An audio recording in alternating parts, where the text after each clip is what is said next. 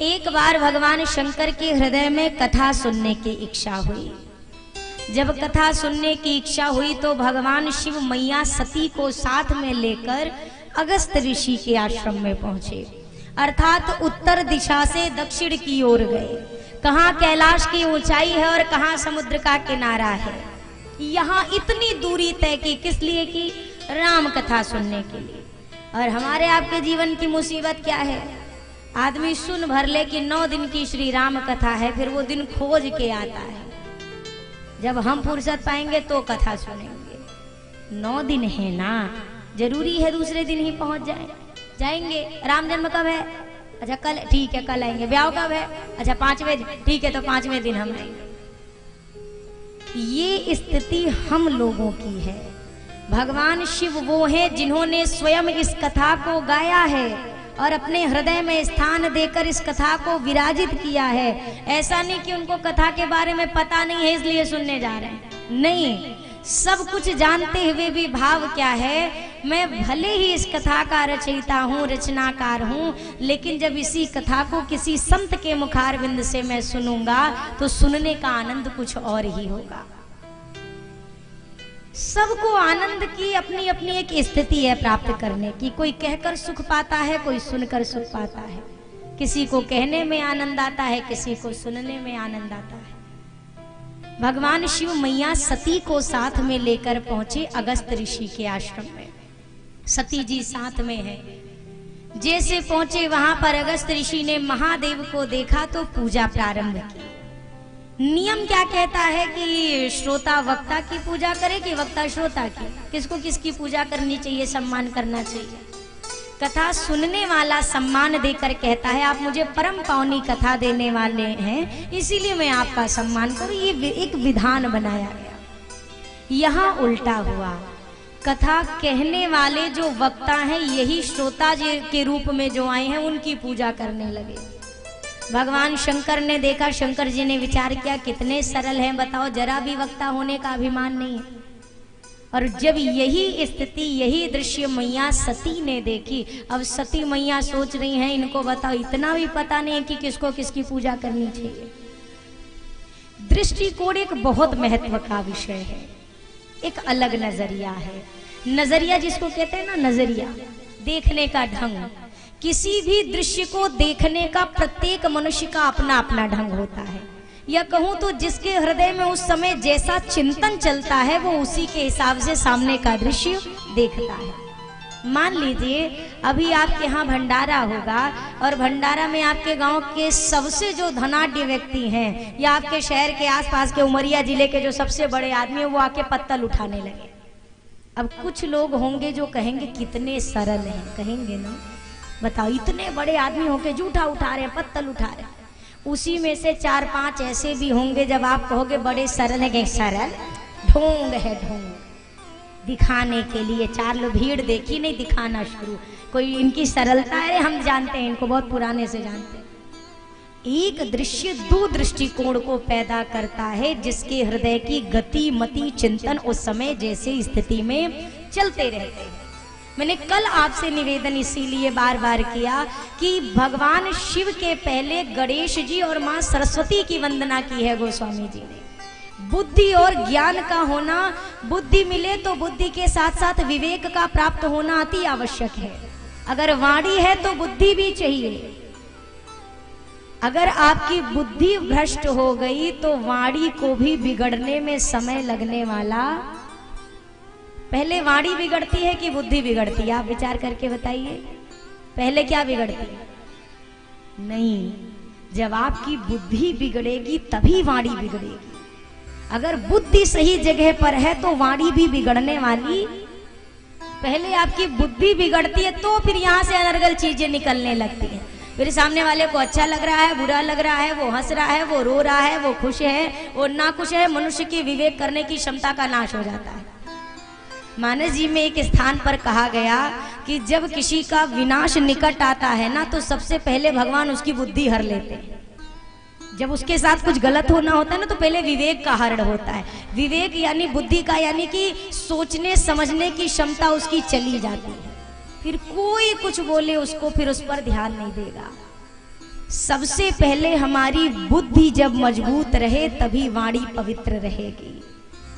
यहाँ पर दर्शन करिए, मैया सती को दूसरा कुछ लगा, क्या लगा, इनको पता ही नहीं कि किसको किसकी पूजा करनी है, इसीलिए तो हमारी पूजा करने बैठे।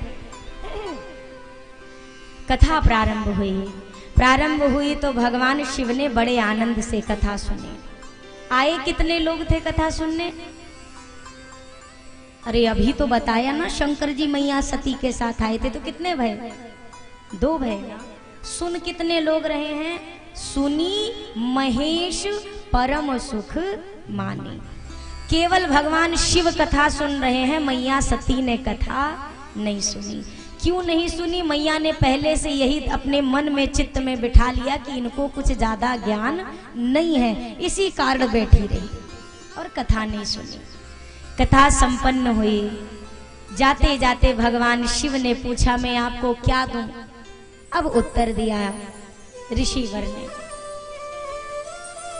ऋषि पूछी हरि भगति सुहाई, ऋषि पूछी हरि भगति सुहाई, कही शंभु अधिकारी पाई, कही शंभु अधिकारी पाई, कहते सुनते रघुपति गुण गाथा, कहते सुनते रघुपति गुण गाथा, कछु दिन तहाँ रहे गिरिनाथा, कछु दिन तहाँ रहे गिरिनाथा, मुनि सन विदा मांगे त्रिपुरारी, मुनि सन विदा मांगे त्रिपुरारी, चले भवन संग दक्ष